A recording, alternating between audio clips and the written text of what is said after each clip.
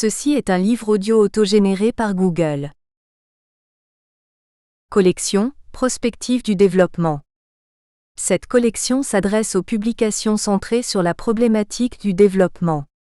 Au moment où les pays émergents se développent à grande vitesse, au moment où les frontières entre le Nord et le Sud sont de moins en moins pertinentes, où les inégalités se creusent entre pays, où la prise en compte de l'environnement oblige tous les pays à revoir leur modèle, il devient de plus en plus urgent d'envisager, de rechercher, d'essayer de proposer un avenir durable pour notre humanité.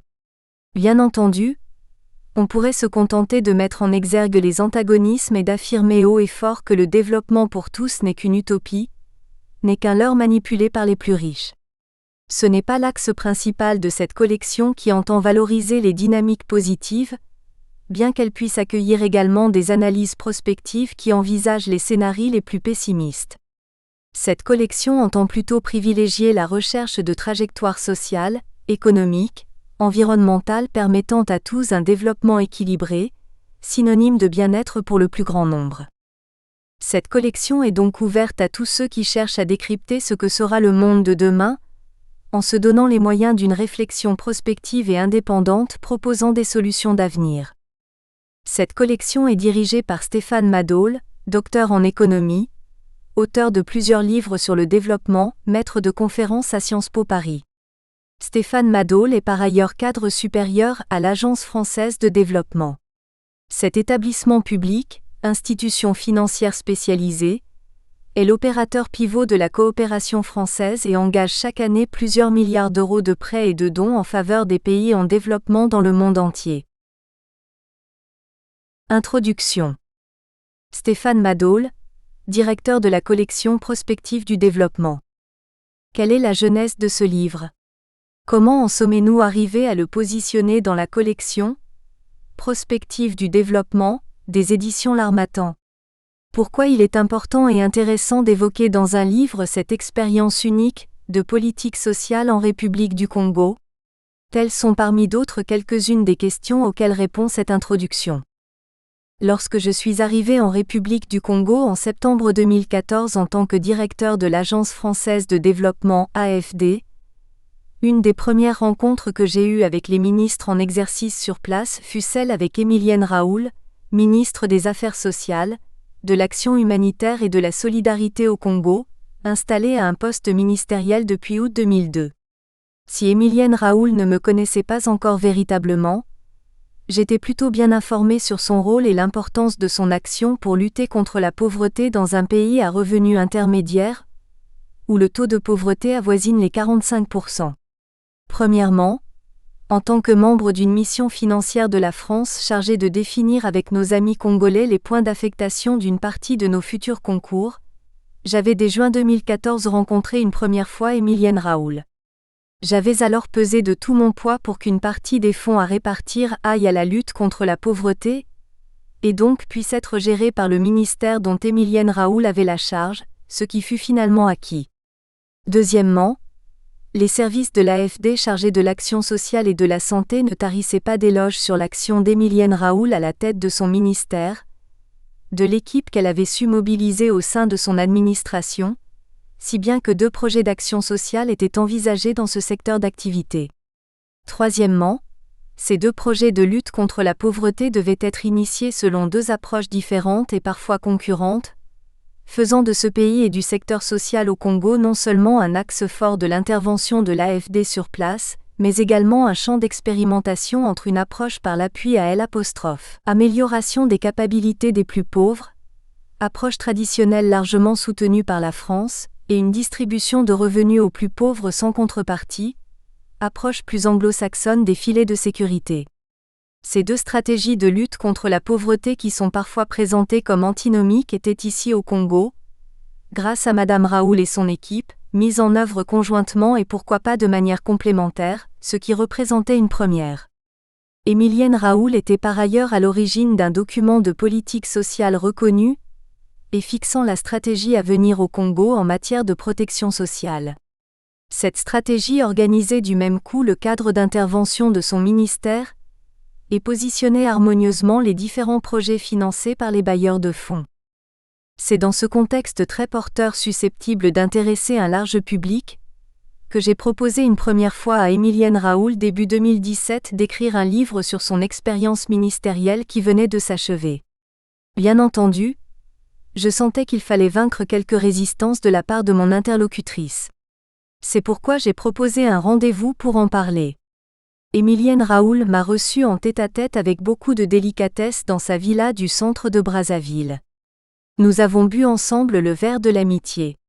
C'est ce jour-là que je lui ai proposé de faire ce livre sous la forme d'une longue interview, sur la base d'une batterie de questions que je lui ai remises ce jour-là sur lesquelles elle pourrait s'appuyer pour décrire son parcours et illustrer sa pensée. À ma grande satisfaction, Émilienne Raoul a alors accepté le principe d'écrire ce livre, son livre, portant un éclairage sur sa vie, son enfance, son action ministérielle, ses succès, ses frustrations, ses échecs, mais également sa vision d'avenir en matière de lutte contre la pauvreté et de protection sociale au Congo, mais également en Afrique en général. C'est donc ce contenu très riche et sans langue de bois qui est proposé au lecteur. Toutes les questions que je lui ai proposées ont donné lieu à des réponses de sa part. Le livre retrace ici tous les contours d'une expérience à haut niveau de mise en œuvre d'une politique sociale dans un pays à revenu intermédiaire comme la République du Congo. Le lecteur est ainsi invité à suivre la réflexion d'une grande professionnelle de l'action sociale qui nous réserve ainsi son message sur les meilleures façons d'intervenir, non pas de manière théorique, mais directement en responsabilité face aux urgences sociales qui s'avèrent parfois difficiles à satisfaire, face à la compétition avec d'autres départements ministériels, face à l'instabilité politique et économique qui accompagne dans la durée toute action gouvernementale au plus haut niveau.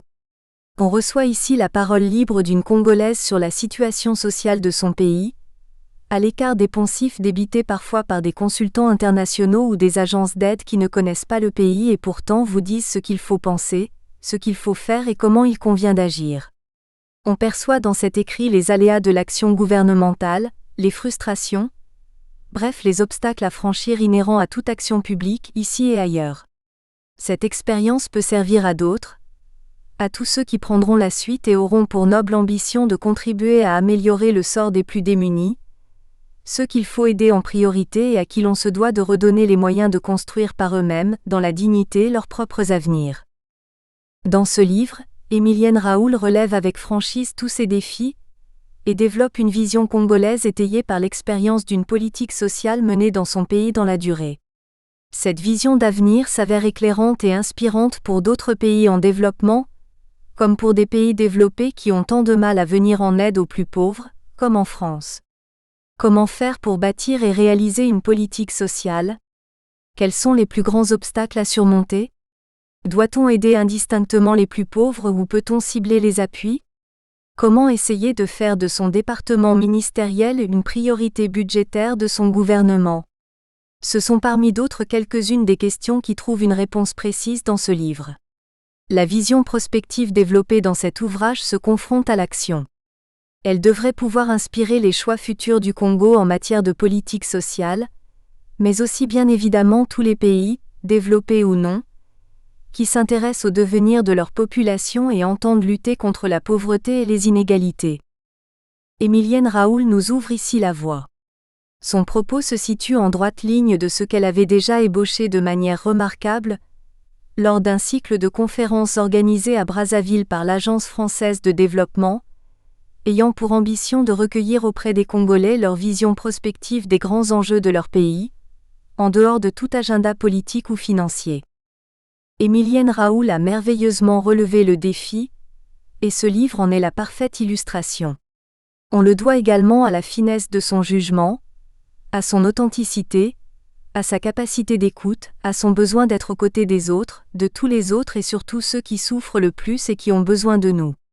Merci Madame la Ministre, merci chère Émilienne Raoul, d'avoir réservé aux éditions L'Harmattan la primeur de vos réflexions. Merci à la toute nouvelle présidente du Conseil économique, social et environnemental du Congo, malgré un agenda chargé, d'avoir mené ce projet à son terme dans la collection Prospective du développement, que cette publication honore. Stéphane Madoul. Entretien. Entre Émilienne Raoul, présidente du Conseil économique, social et environnemental, ancienne ministre des Affaires sociales, de l'Action humanitaire et de la solidarité de la République du Congo, et Stéphane Madoul, professeur d'économie à l'INSEE-CHEIP à Paris, directeur de la collection prospective du développement à l'Harmattan, ancien directeur de l'Agence française de développement à Brazzaville. 1. Stéphane Madoul. Pouvez-vous nous raconter quelle a été votre enfance? Je suis né à Brazzaville à la fin de la Seconde Guerre mondiale, plus précisément à Poto-Poto, un quartier où les habitants vivaient en harmonie malgré leurs différences linguistiques, culturelles et religieuses. C'était un brassage de populations venues d'Afrique centrale et d'Afrique de l'Ouest. Mon père, Pierre Matingou, était commerçant et se qualifiait plus justement de commerçant industriel car il assurait la collecte des produits vivriers dans la région du Poul et de la Bouenza, qu'on expédiait par la voie ferrée vers les centres urbains. Outre le manioc, les fruits, il assurait la collecte du tabac qu'il livrait à la fabrique de cigarettes de Brazzaville. En retour, il ramenait dans les villages les produits manufacturés qu'il revendait dans ses magasins. Une partie de ces produits agricoles collectés était transformée de manière artisanale, telles les noix de palme en huile, pour la fabrication du savon. En tant qu'industriel, il fut le premier noir à l'époque coloniale à posséder une chaîne complète dans la filière bois. Exploitant forestier, il débitait les grumes en planches et fabriquait des meubles pour équiper les administrations tant civiles que militaires, au Moyen-Congo et dans le reste du territoire de l'Afrique équatoriale française. Pour atteindre les localités qu'il sillonnait, il construisait des ponts, ouvrait des routes qu'entretenaient les paysans par des travaux de cantonnage hebdomadaires. À Brazzaville, il avait ouvert, sous la colonisation en tant que noir congolais, le premier bar dancing Congo Zoba et la première salle de cinéma, Cinéma Star. Le rayonnement économique et la réputation de Pierre Matingou se propageaient à partir de son village natal situé dans le département du Poul, sur la voie ferrée, à une 60aine de kilomètres de Brazzaville, sur les bords du cours supérieur d'une rivière appelée Madzia, qui veut dire entéquée eau fraîche. Le seul village au Congo qui porte un nom, un prénom, deux sobriquets. Il s'agit du village Amon Madzia, Kondamambu, autrement appelé encore La Haute. C'est aussi dans ce village qu'en 1909, les Suédois implantèrent la première église évangélique au Congo. Quelle a été mon enfance dans cet environnement? Étant scolarisé en ville, je n'allais à Amon Madzia que pour les vacances. Jusqu'à l'âge de 12 ans, on ne pouvait imaginer meilleur endroit d'épanouissement pour un enfant. Tous les sens étaient sollicités pour satisfaire la curiosité d'une petite fille avide de découvrir la nature et tout ce qu'elle offrait. Aucune interdiction formelle ne s'opposait à moi, mais une liberté surveillée ou une surveillance bienveillante de la part de tous les adultes. Je m'essayais à tout, comme les jeux dans la rivière ou la pêche. Je posais beaucoup de questions relatives aux activités qui s'exécutaient sous mes yeux. Préparer la chikwang, pain de manioc, avec les tantes, assister au chargement des maniocs qu'on acheminait par train dans les agglomérations urbaines. À l'atelier de menuiserie où travaillaient des dizaines d'ouvriers venant de différentes régions du pays, je me mêlais à eux et fabriquais à mon tour un petit siège que je montrais fièrement d'abord à mon père, puis à tous ceux qui se retrouvaient le soir autour du feu, pour écouter les adultes nous raconter des histoires avant d'aller dormir. Je pourrais raconter pendant des heures ce que fut mon enfance à la campagne. L'essentiel à retenir est d'avoir eu un père protecteur, très aimant. Dans la communauté où il était le patriarche, il a dirigé avec beaucoup d'humilité, de dignité et de droiture les personnes et les affaires. Malgré sa discrétion, ce fut un homme vénéré dans sa contrée, et moi son enfant, j'ai grandi à l'ombre de ce père tutélaire qui a façonné ma personnalité. Ma mère, Joséphine Dénette, a connu mon père dans le cadre de son activité, elle était couturière. Elle venait juste de s'installer à Brazzaville venant de Pointe-Noire avec ses 4 filles nées d'un premier mariage.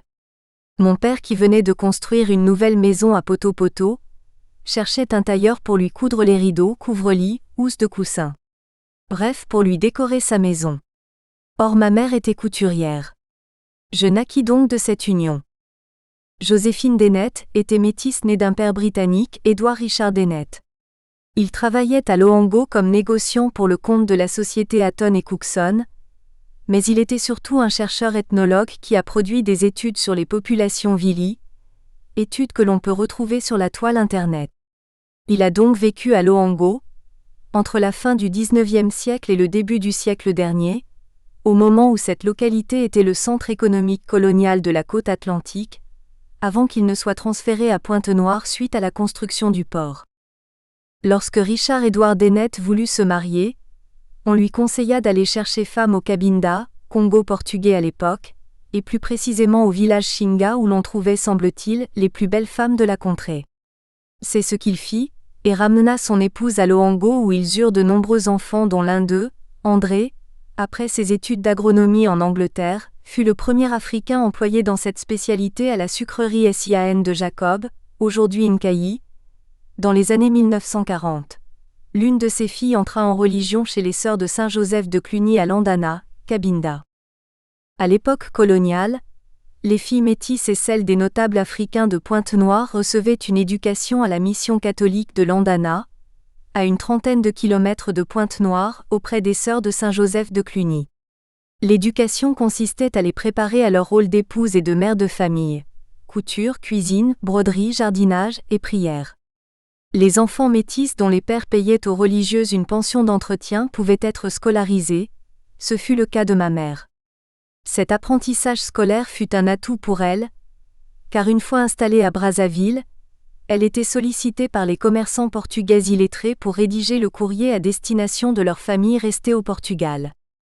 L'éducation que notre mère a reçue, elle a voulu la transmettre à ses filles et aux autres enfants de la famille dont elle assurait l'encadrement, notamment ceux de mon oncle paternel qui travaillait au Tchad. Un principe capital qu'elle nous a inculqué à toutes est le respect envers les parents, les aînés à travers le langage, la gestuelle. Elle nous enseignait tous les codes pour vivre en harmonie avec les autres. Tout s'apprenait progressivement. Ainsi à 12 ans je savais faire le ménage, le petit et le grand, tel qu'on l'avait instauré.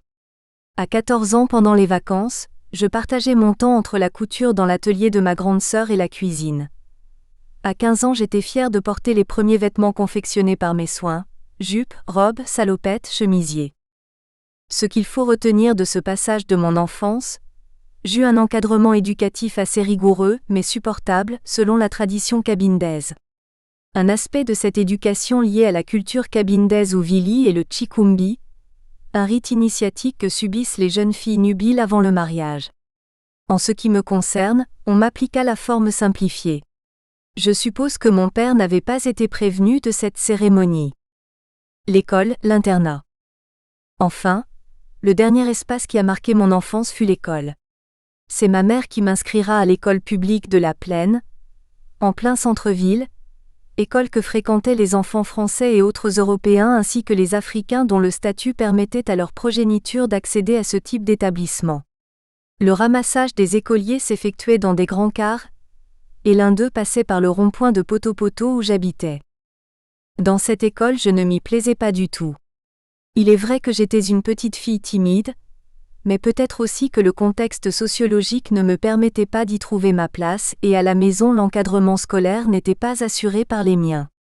Une opportunité s'offrit à moi à la rentrée scolaire 1956 à 1957, lorsque les religieuses de Saint-Joseph de Cluny de passage à Amon-Madzia où elles empruntaient les camions de mon père Pierre Matingou pour se rendre à la mission de Kindamba, me proposèrent de m'inscrire à l'école Javoué. Je reçus cette proposition avec beaucoup d'enthousiasme, mais c'était sans compter avec le refus catégorique de ma mère. C'est mon père, lui, le protestant, qui trancha et je fus inscrite à l'école Javoué des Sœurs de Saint-Joseph de Cluny à Brazzaville, qui était devenue une référence dans toute l'Afrique coloniale francophone. C'est bien plus tard que je compris l'opposition de ma mère. Parmi mes sœurs qui avaient fréquenté ce qu'on appelait à l'époque l'orphelinat Ogouar réservé aux filles métisses, l'une d'elles voulait entrer au couvent pour se faire religieuse. Je dois donner quelques explications sur cet orphelinat qui accueillait les filles métisses, dont les parents étaient encore en vie. En effet, de nombreux colons en service ou de passage dans les coins reculés du territoire congolais avaient laissé des marques par la présence d'enfants de couleur métisse. Le gouverneur de l'époque demanda à Monseigneur Ogouar, évêque de Brazzaville, de rassembler tous les enfants métis abandonnés par leurs géniteurs dans 2 établissements, qu'on dénommera orphelinats, l'un pour les garçons à la cathédrale et l'autre pour les filles chez les sœurs de Saint-Joseph de Cluny. Les filles métisses étaient déposées à l'orphelinat soit par les agents coloniaux, soit par leur père. Les plus jeunes avaient 2 ans. L'orphelinat des filles, inauguré en 1924, fut dénommé Orphelinat Augoire. Le gouverneur général Félix Éboué, dans sa nouvelle politique indigène pour l'Afrique équatoriale française 1944, qui traitait de l'autodétermination des peuples africains des colonies françaises, propulsa l'éducation des filles en intimant l'ordre à l'évêque d'ouvrir l'orphelinat des métisses aux filles noires. C'est ainsi que Bernadette Bayonne fit son entrée à l'orphelinat durant l'année scolaire 1944 à 1945, suivie d'Aimée Mambouniali en 1947 et d'autres filles noires en provenance des territoires de l'Afrique équatoriale française. À partir de cette date, on ne l'appellera plus orphelinat Augoire, mais internat de l'école Javoué. Bien plus tard, les 2 premières pensionnaires noires ont occupé des postes ministériels dans le gouvernement de notre pays. J'arrive donc dans cette école avec internat, à la rentrée scolaire 1956 à 1957, au moment où les religieuses débutent une transition pédagogique et éducative qui prend en compte l'évolution sociopolitique du moment. L'Afrique équatoriale française n'était pas encore indépendante, mais ce vent de libération qui soufflait sur les colonies était irréversible. Pour dire simplement, les sœurs se fixaient une nouvelle mission, celle de préparer l'élite féminine qui devait prendre sa place dans un Congo indépendant auprès des hommes. Certes, elles devaient poursuivre l'évangélisation par une éducation chrétienne de futures épouses et mères de famille, mais aussi préparer pour la société des filles à la tête bien faite dans un corps sain. Au moment où nos pays accédaient à l'indépendance, le nombre de filles noires était en augmentation, tandis que celui des filles métisses diminuait. Le nombre des élèves venant d'autres pays africains était également en régression alors que celui des filles des régions rurales du Congo connaissait un accroissement sensible. L'enseignement qui était focalisé essentiellement sur l'art ménager, les fondamentaux de l'enseignement primaire, la formation des monitrices, procédait à une ouverture vers le cycle secondaire jusqu'en classe de 3e. Les règles de vie auxquelles j'étais astreinte à la maison étaient complétées par celles de l'internat, telles le silence pour écouter, le silence pour se concentrer, le silence pour prier, le respect des lieux, des objets, de la nature. Les sœurs n'en faisaient pas une obligation, mais elles nous conseillaient de nous inscrire dans les mouvements de jeunesse, comme les âmes vaillantes, la jeunesse étudiante chrétienne, les croisés, les enfants de Marie. Quant à moi, je choisis le guidisme scoutisme féminin et je fis ma promesse à l'âge de 12 ans. Ce mouvement d'éducation mondialement connu fonde ses principes sur la prise progressive des responsabilités, l'acquisition des compétences, la confiance en soi et le sens du service. Dans la compagnie guide de Javoué, j'ai gravi tous les échelons, chacun correspondant à des compétences nouvelles, des devoirs et des responsabilités. Les principes du scoutisme continuent à guider ma vie d'adulte. En répondant à cette question sur mon enfant. Nous espérons que vous avez apprécié cet aperçu. Pour continuer à écouter ce livre audio sur Google Play Livres, utilisez le lien dans la description de la vidéo.